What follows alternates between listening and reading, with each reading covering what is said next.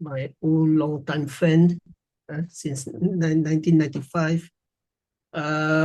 Thank you, Mr. Jensen, for inviting me. Thank you, Mesh, and also thank you, MANSA, for inviting me to be um, to give some talk about auditory hallucination. And thank to all the participants tonight. If you are in this room, don't worry, you are not hallucinating, either visual or auditory. So I'm presenting the topic right now. So, well, actually, I'm not going to give a lecture or, to give some sophisticated topic about hallucination. So my plan is to just share with all of you about what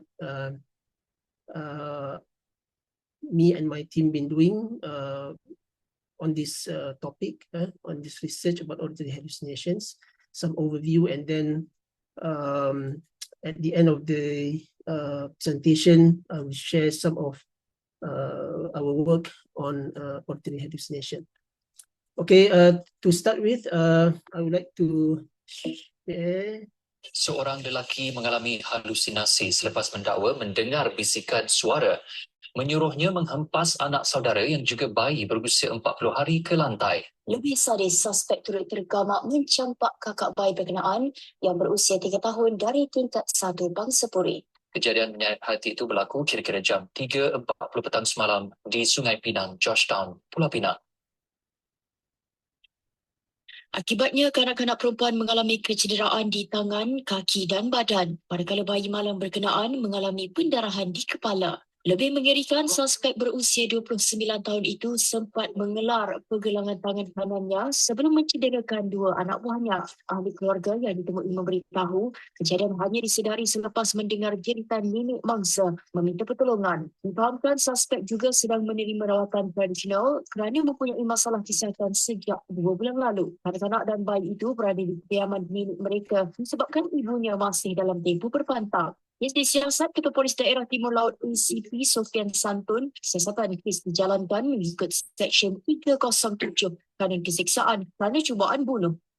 What you have been watching just now is actually true story from the news about auditory hallucinations. Well, I would like to relate about this topic and also the title that I'm going to talk today. It's about the audiologist silence in auditory hallucination.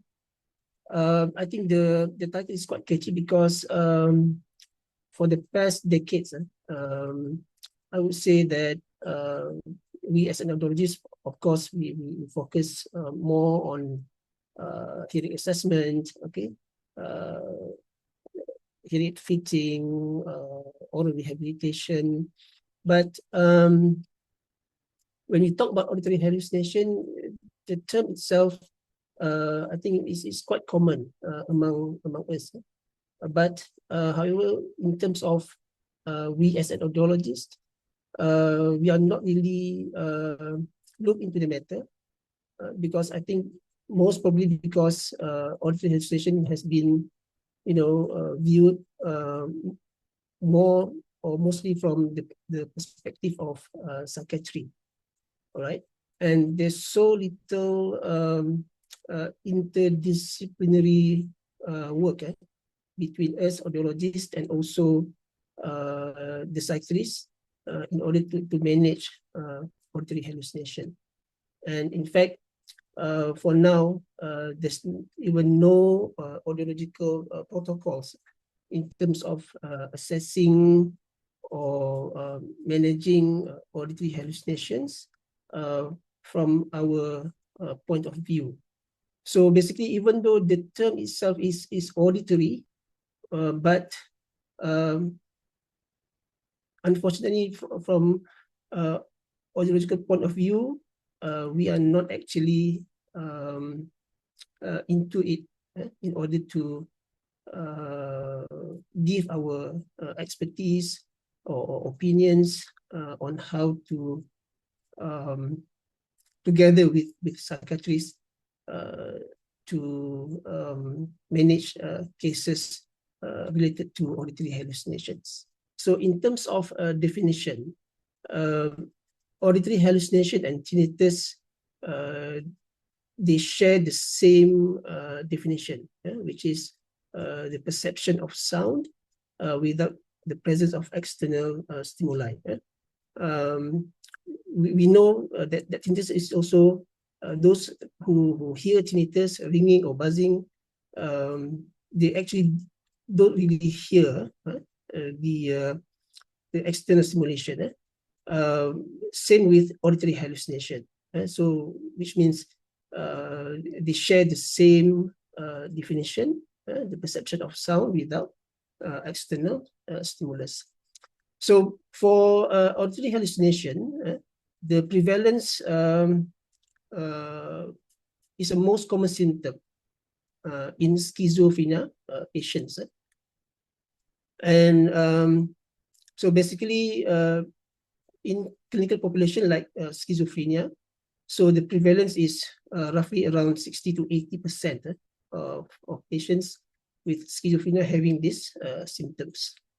But there are also studies in overseas mentioning that even non-clinical group also been reported to have auditory hallucinations up to 35%.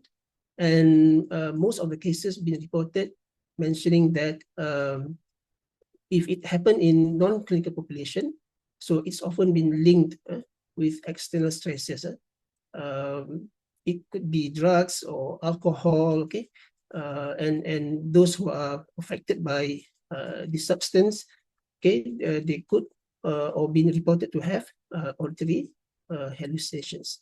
So saying that, it doesn't mean that auditory hallucination only happen in psychiatric patients, but it has been also reported in normal people, healthy, normal individuals. So just now I've mentioned about auditory hallucinations and also tinnitus, as they share the same definition, presence of or perception of sounds without the external stimulation. But AH and tinnitus, they also differs in certain points, right? Number one, AH is commonly associated with psychiatric disorders, mainly schizophrenia. And in terms of the sound that they hear is complex. They can hear, commonly they can hear verbal, like speech.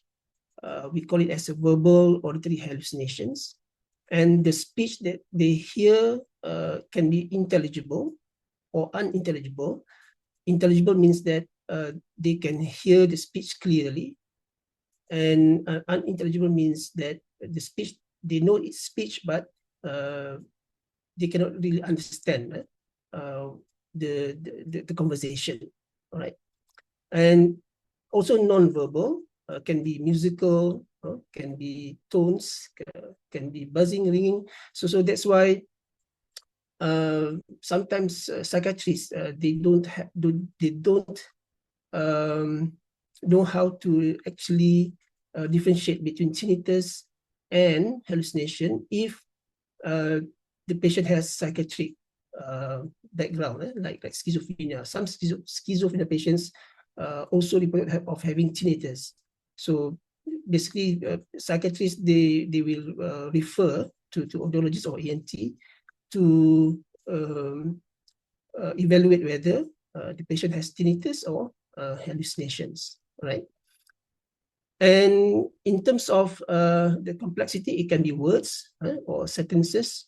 It can be a conversation, active conversation. Some, or I would say majority of schizophrenia patients with hallucination, they reported of having active conversation with the voices that they hear, all right? And some of the patients also reported of hearing instructional voices, instruction that ask them to do certain activities. The voices can be familiar or unfamiliar, all right?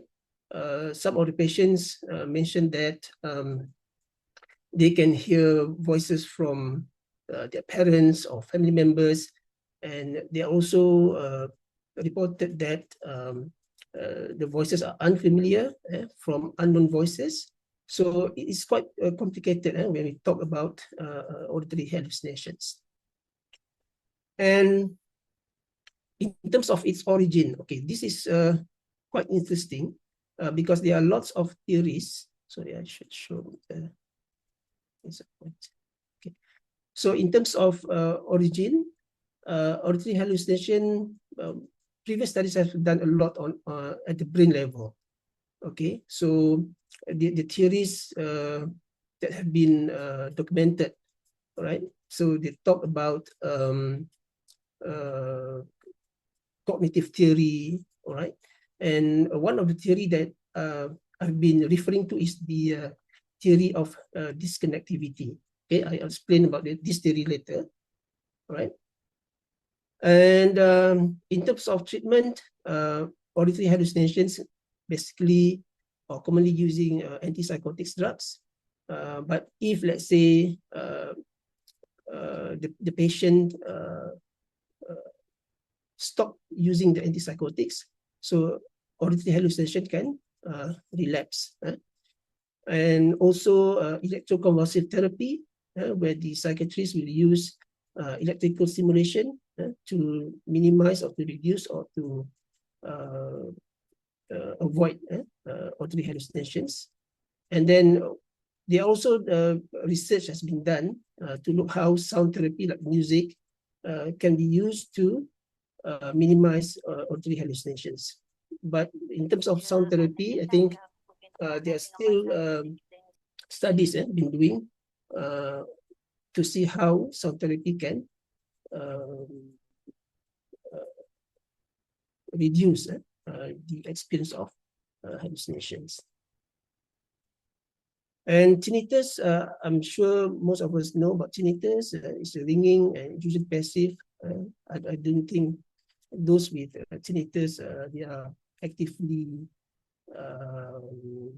communicating with their tinnitus, like hallucinations. And then basically it's due to peripheral auditory damage, which lead to neuroplastic or auditory circuit changes that lead to perception of sound. And for tinnitus, commonly we commonly heard about tinnitus masker, tinnitus listening therapy. All right, so these are the common management or treatment that been used to reduce tinnitus experience. Right. So basically, these are the two. How to say? This is actually the differences between auditory hallucinations and also tinnitus. Okay, now I think the main issue is what is the or how to actually connect between auditory hallucinations and audiology, because I'm sure at this point, I think not just in Malaysia, I think all around the world, studies about auditory hallucinations from the perspective of audiology, there are still limitation, right? And I know that certain countries like Australia, they also have studies running on how to to study about auditory hallucination from the audiological perspective, right? So I think to me, this area is quite or relatively new to us, but we don't know in future. Probably this is going to be a new horizon for our field in audiology. Okay, so as I mentioned just now, when you talk about auditory hallucinations, the word auditory itself makes us think that the auditory system could play a significant role. So it's logical. When someone hears something, we should have in mind that the mechanism could involve our auditory system. So that's why when I started my PhD in this field in 2010, there are quite limited of papers from audiology field that study about auditory hallucinations. Most of the papers written is by the neurosurgeon, the psychiatrists, right? And most of the studies been done to look at the brain level. And surprisingly, there are also studies run by psychiatrists or neurologists that using electrophysiological testing to investigate how the auditory system are affected with those with or experiencing auditory hallucinations, right? So that's something, I think, something that we need to think about because as an audiologist, we have all these skills, we have the knowledge, and why don't as audiologists that experts in hearing sciences, we should also give our expertise, at least in terms of doing research on auditory hallucinations before perhaps one day we can actually join together with psychiatrists, for instance, in order to help those people with auditory hallucinations, like people with tinnitus experience. To achieve that, I think what is the most important thing is for us to know whether the efferent system, the efferent system of the auditory pathway, do they really affected with auditory hallucinations? And number two, our role as an audiologist, as I mentioned earlier, so we have all the skills, we have all the knowledge in terms of auditory testing, in terms of auditory processing, disorder screening. So with all this knowledge and skills, to me, one day, we hope we can work together with psychiatrists, with the neuropsychiatrists, to build up an interdisciplinary team in order to understand auditory hallucination more as compared what we know for now about auditory hallucinations. So this is our afferent auditory system from cochlear, brainstem, and up to the auditory cortex. So what I want to show you is this diagram. So this is what I called just now about the theories now, the disconnectivity theory. Okay, so this is a normal event when in normal people, what we call as a corollary discharge. So in normal people, when we talk, so what happens is that our auditory system will pick up and we will hear or process the word at the temporal or the auditory cortex. But at the same time, our frontal area will also pick up that as a memory and link it together with the auditory cortex here. So what happened in schizophrenia patients? So one of the mechanism happen in auditory hallucinations is that the brain regions are actually disconnected with one another. Okay, so in normal people, our brain regions should connect with each other, but in schizophrenia, for instance, so the brain regions are disconnected. So in this picture, it's trying to show that in schizophrenia patients, okay, when there's a disconnection between the frontal and also the temporal lobe, so the temporal lobe, specifically the auditory cortex, will auto-activated. So it will activate by itself and generate auditory stimulation. All right. Number two, the person will not be able to distinguish between the internal or external stimulation of the auditory stimulus. So that's why basically what happened in auditory hallucination when there's a disconnection between brain regions. So the auditory cortex will activate by its own. So that's why people with or schizophrenia patients will hear auditory or auditory hallucinations. So this is the basic mechanism of what happened in those with auditory hallucinations. Okay, so I just want to share some of our early studies during my PhD, looking at or investigating about auditory hallucinations. But at that time, we only focus on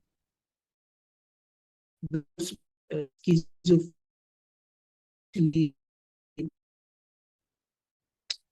looking at the auditory itself. Number one of very limited subjects that we have at that time. But however, because auditory hallucination is quite common in patients with schizophrenia, so that's why we are focusing on schizophrenia patients to look at whether those with schizophrenia would actually have abnormality in their auditory processing system. So we have published quite numbers of papers at that time. And number one, we have published a paper entitled Listening Synthesis in Noise, where we use my hint assessment. And from the study, we found that people with schizophrenia actually having poorer speech in noise performance compared to healthy controls. So this is our first finding using hint. And don't worry about Melissa, this is actually the questionnaire that we validated from the English version. And the next one, okay, we conducted an ABR study. So this is one of the patient or subject that we conducted the ABR. Now, in ABR, so what we use is, number one, we use click sound as normal stimulus that we use in our clinical ABR. So we use click, as you can see here, the normal and also the schizophrenia patient has clear morphology of ABR waveform. And then we generate our own stimulus. Okay, the NS is actually the new stimulus. We embed the new stimulus in noise. So this is the new stimulus inquired. This is 0 dB SNR. This is minus 5 dB SNR. So we did it ipsilaterally, left and right. As you can see here, in normal subjects, we can still have a clear wave, early wave. But when we compare to schizophrenia, we can see that the earlier wave is quite hard for us to identify. So this and then in terms of its morphology also is not as clear as what we found in normal subject. Okay, so that could indicate that hallucination just not involved at the brain level, but also at the lower, or to be specific, at the brainstem level. Okay, so this is our early phase of doing studies on schizophrenia patients. And then later on, we also conducted control resuscitation in schizophrenia patient, and we have published a paper as well about the hyperactivity of efferent system in patients with schizophrenia. Okay. I think this is an open access paper. So if you guys are interested to look at it, you can go into just search for this article. You can have the full article for today. All right. So the implication from the findings, number one, because we conducted the study in normal hearing subjects, both in normal and also in schizophrenia, the subject has normal hearing. So basically, what we can conclude from the studies that schizophrenia patients do actually having auditory processing disorder or at the brainstem level. So that's why we think that the schizophrenia patient is not having a problem at the brain level, but also it could involve the processing at the lower level, specifically at the brainstem.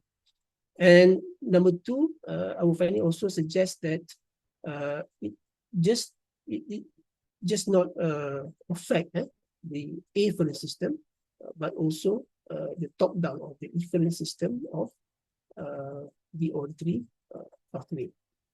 Just now you have looked at the afferent. This is efferent. So this is our auditory cortex. And what happens that the auditory cortex, studies have found that auditory cortex can actually modulate our outer hair cells, right, of the cochlea by two pathways. Number one is the cortico-olivar complex here, bundle here. So this is the caudal efferent pathway, and this is the rostral efferent pathway. So we have two stages for efferent pathway. Number one is the caudal part, and number two is the rostral part here.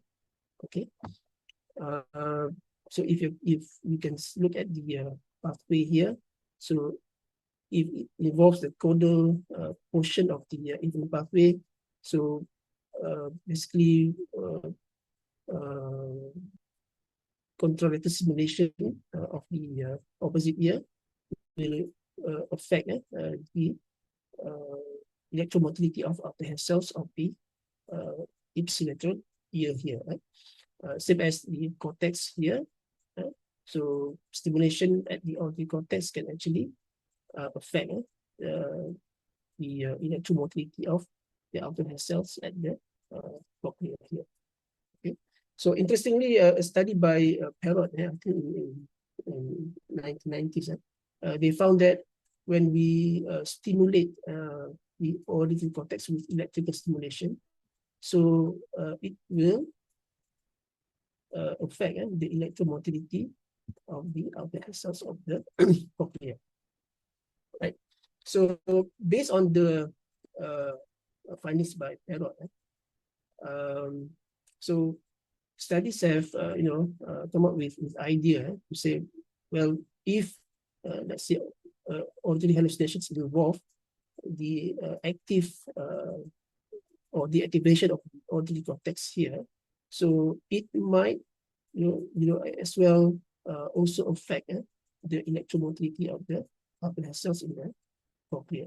So that's why in our next phase of study, we try to look at whether by stimulating the auditory cortex by using contralateral suppression and by using by using auditory attention task, whether we can detect if there's any differences between those with hallucination and those without hallucination, specifically in patients with schizophrenia.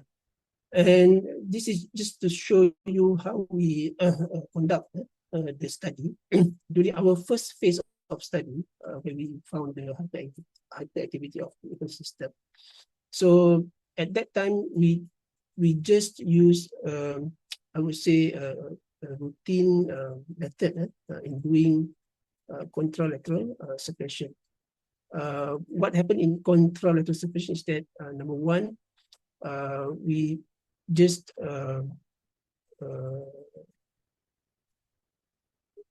measure the amplitude of the OAE as usual, but at this point, we're actually using a lower intensity level of sleep stimulus compared to our routine OAE, and we will get the amplitude of the emission.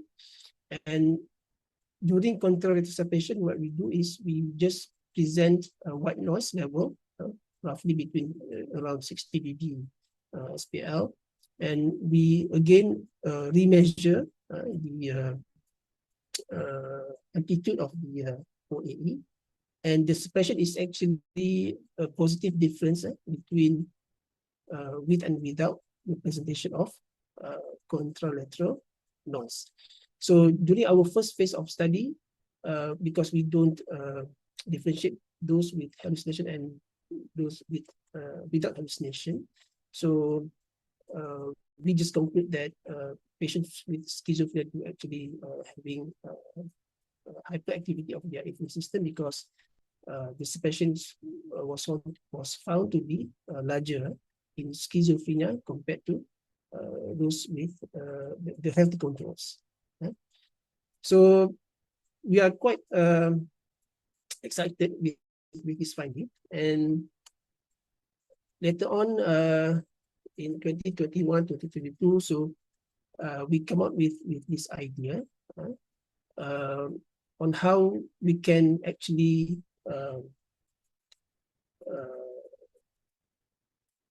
stimulate the cortex with attention, all right? So because we were thinking about giving a more challenging task in order for us to, we hope we could capture or we could detect activity at the auditory cortex. So we think of giving one more challenging task, which is to give an alternate auditory attention task, which is an Alaudin task. Okay, so in order for us to look at whether the auditory cortex can respond to the task or not. So basically, the Alaudin task is actually we give from simple to more complicated tasks here, right? So we start with task 1, white noise and 1 kilohertz. Okay, and task number 2, we give white noise embedded in it with words. Okay, we have animal and transport words like creator, bus, and so on. And then also with alphabet and number. So if you realize here, this is more on the object, and this is more on symbols, alphabet and number. So we try to make it more complex and more challenging. And here what happened with Alaudin task with CAS-OAE. So instead of we add auditory attention when doing contralateral suppression, and we look at the difference between with and without contralateral suppression, and we tested it on normal healthy hearing adults, and based from our findings, we can see that it's the test-retest reliability is quite high for certain tasks. For instance, here white noise and the white noise with 1 kilohertz. Oh, sorry, I'm not sure whether you can see the. Oh yeah, it's not there. Oops. And there are certain tasks that we have to keluarkan daripada from our findings, because the test reliability is not that good. So based on these findings, later on we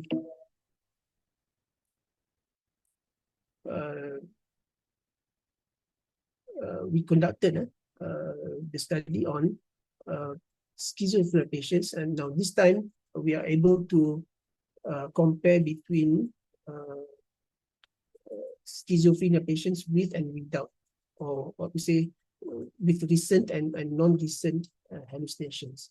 We define recent and non-recent is that those with recent hallucinations, they are having hallucinations within 2 weeks during our investigation, and those with non-recent hallucinations, they actually don't experience hallucinations within that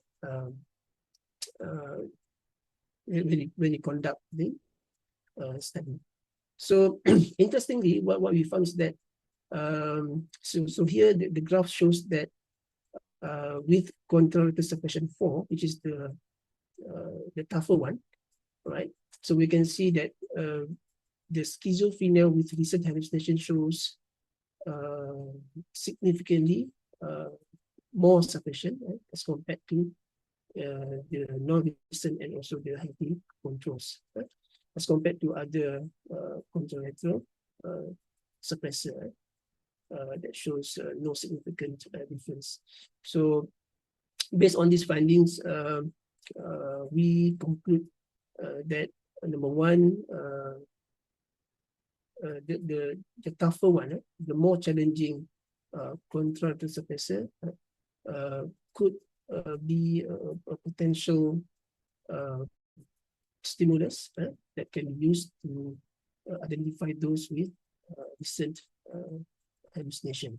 So the idea of having this kind of assessment is that basically most of the clinical instruments that used to evaluate or investigate hallucinations, they are actually subjective one, more on questionnaires, but we don't really have a rapid one, non-invasive clinical instruments that can be used to at least to identify or to screen the presence of hallucinations.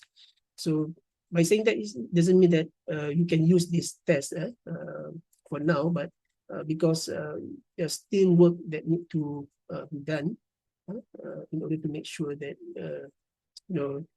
this test is suitable to be used together with whatever questionnaire has been used by the psychiatrist in order to evaluate auditory hallucinations. Okay. All right. I think just nice 40 minutes. So thank you again for your attention. So if you have any questions, you can ask me. I hope I can answer your questions.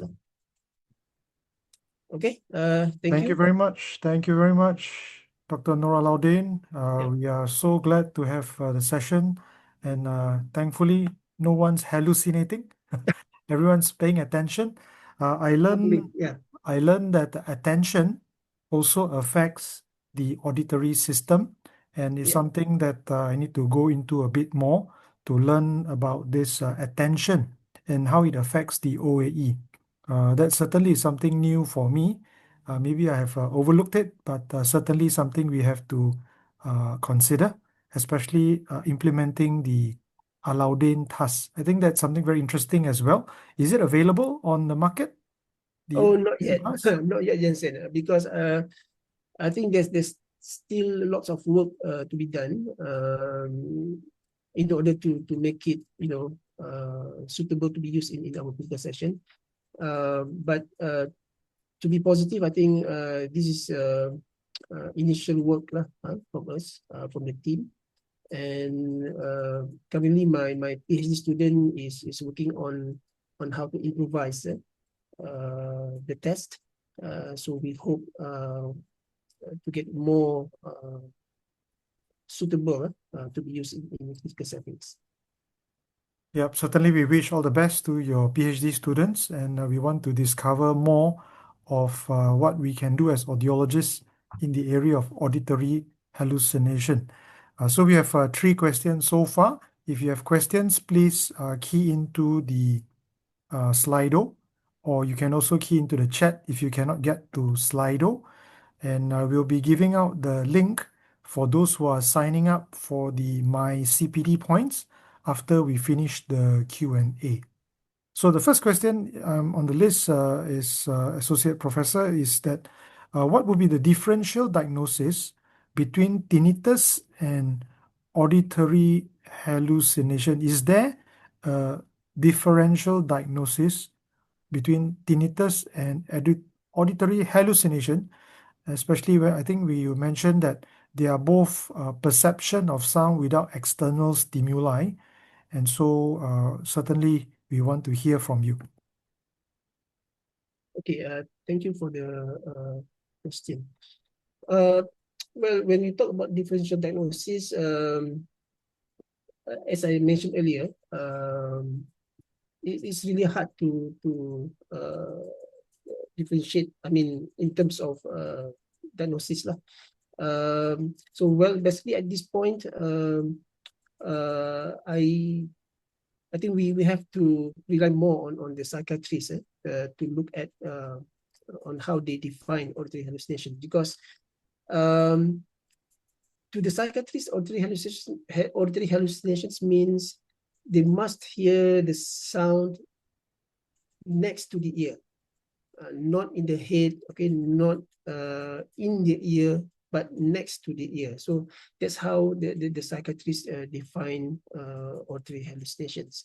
So I think in terms of differential diagnosis, because we are still at the early stage of understanding the mechanism itself, in terms of developing a suitable or appropriate test. So I think at this point, the thing that we can use to differentiate between tinnitus and hallucination is in terms of its complexity. Okay, because as I mentioned earlier, like tinnitus, it shows or the person who experienced tinnitus just hear a simple sound like buzzing or humming, but for auditory hallucinations, they can hear voices, more complicated voices, musical hallucinations, for instance. Okay, so that's why when I talk to psychiatrists, when they have patients, schizophrenia patients with tinnitus, they also don't know whether it's hallucination or is it tinnitus. No, the person didn't continue with the question. I think that would have been answered. I think I just quickly read out a question in the chat box. Thank you so much for this amazing topic. I'm a speech therapist and sometimes work with schizo and dysphagia patients. We would often think to reduce distractions during meal times to maximize oral safety. In the instance where my patients experience auditory hallucinations, are there any sounds I could explore or play in the background to help my patient focus on their meal times better and or to reduce the auditory hallucination effects? Oh, that's quite challenging one. Okay, if you can still remember when I presenting my topic just now, I mentioned about there are studies. There are studies been done on how music is used to reduce the symptom of hallucinations. As I mentioned just now, auditory hallucinations in terms of management is quite different from tinnitus. Tinnitus, as we all know, we can use like tinnitus masker. We can use background noise, background music in order to release the stress of those who are having tinnitus. But studies have shown that for those with auditory hallucinations, when I say auditory hallucinations, I'm referring to those with verbal hallucinations. The findings are varied. There are studies that shows that it works, and there are also studies that show that it doesn't work at all.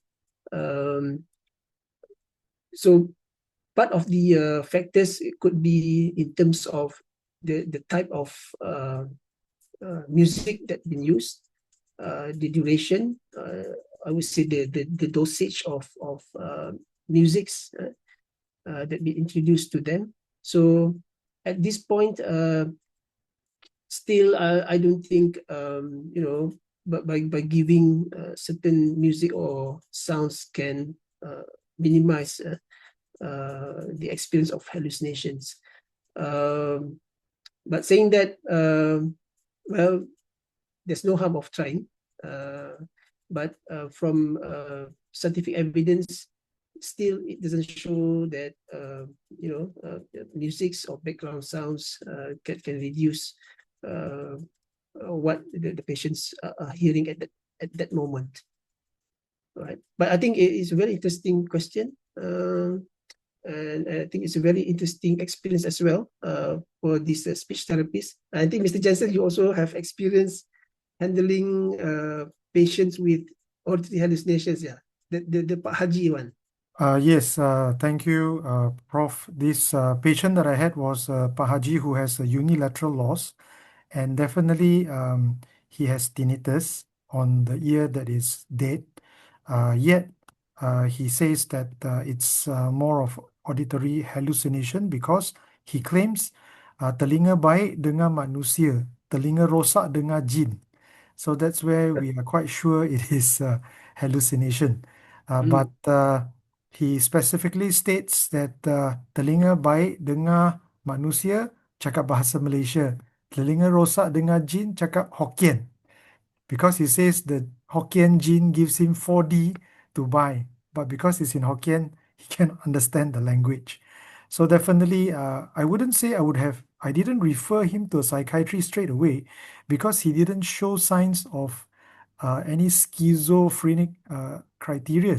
He only says that he's very sure the voices that are talking to him are in Hokkien and is from the dead ear.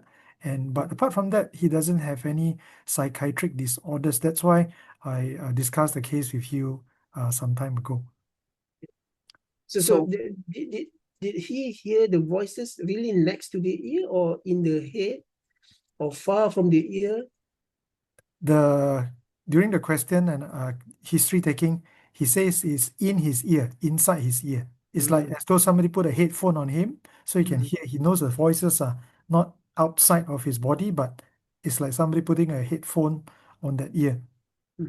Yeah, it's quite interesting because he can still hear the voices at the poorer ear, dead ear.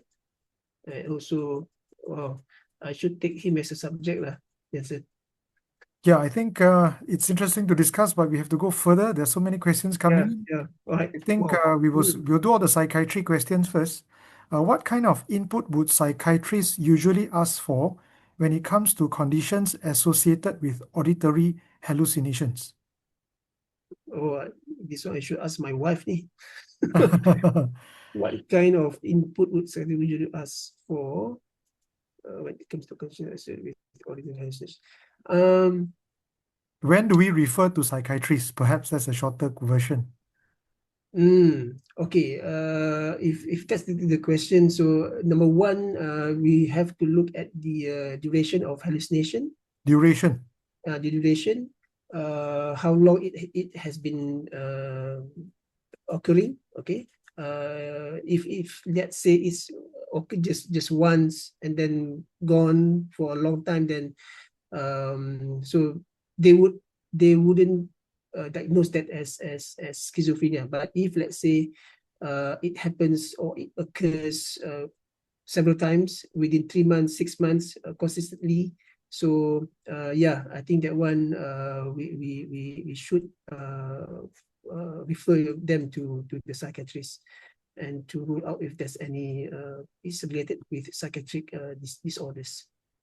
Yeah, so that one we must be familiar with psychiatric definitions. So that one we can refer off. So do schizophrenic patients experience phonophobia together with auditory hallucinations? Well, from my experience, I haven't seen yet those with hallucinations with phonophobia, but we do have patients that with more severe symptom, where for instance they want to kill themselves. It's not like phonophobia, but it's more related with what kind of voices or what kind of instruction or what kind of conversation that they are having with the auditory hallucination or with the voices. So in terms of phonophobia, so far I haven't seen it yet.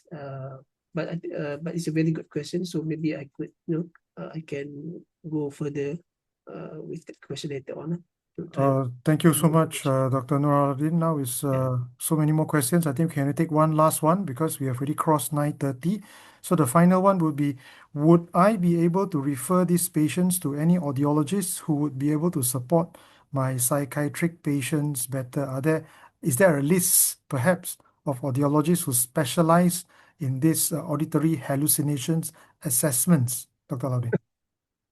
Okay, so my advice is that, even though me and my team has been doing this research for quite a long time, but I don't think we have experts yet in auditory hallucinations.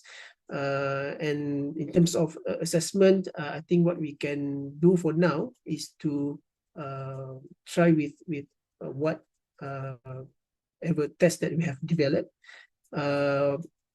I open to cases so that we can look at the cases. And of course, if you see those with hallucinations, one of the things that to always ask about their experience, and most of the important things that to refer to psychiatrists or psychologists to ensure that they are in the good hand. Okay, thank you so much for helping us with this interesting topic on hallucinations. I'm sure many would have never heard of it, but certainly this is our role, and we want to make sure that audiology reaches out even to these places that require our expertise. So thank you very much once again, Associate Professor Dr. Noor Alaudin, for joining us and helping us with the questions. One final photo shot before all of us leave. So we're going to quickly open our videos for those who are okay to share the screen and to be involved in the photo shoot. Okay, just a quick one. We'll give 2 minutes. All those who unmute themselves or open their videos. Okay, so the video, you cannot open your videos. Now you can. So that's just to reduce the distractions. So you can turn on your videos, open your videos if you're comfortable to share, and we get someone to take photo for us. Maybe anyone with a computer screen? Stephen, Dalila? Yeah, I can. Okay, Stephen. I can Okay, do. everyone who can turn on their video. 30 more seconds. 30 more seconds. Come on, turn on your videos for a quick shot. Okay, another 20 seconds. Waiting for a few more to fill up the screen. Okay, 10 more seconds. So we have a lot of shy people on the screen. Thank you very much for joining us, even though you're shy. We do apologize if you do join us last week and couldn't come in because of capacity at 100. Now we have capacity at 500. So please, 500. We want 500 at least. Today we have 82. So some have already left. So we try and hit 500. Okay, everyone ready? Stephen, 1, 2, 3. Okay, thank you, everyone. Right. All So good. remember to sign up your form in the chat. There is the form prepared by Kauseya from MANSA. If you sign up, you'll get your certificate. Key in your details. You can get your certificate and claim under my CPD. Also want to thank Dr. Stephen Lee for preparing and applying for CPD cases.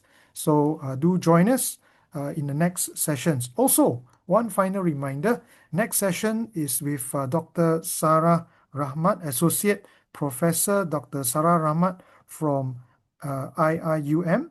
And so we can see her topic for next week. Sorry, I couldn't share the screen. You can go to the website again, and it says there, from data to direction. So today is from silence to signs.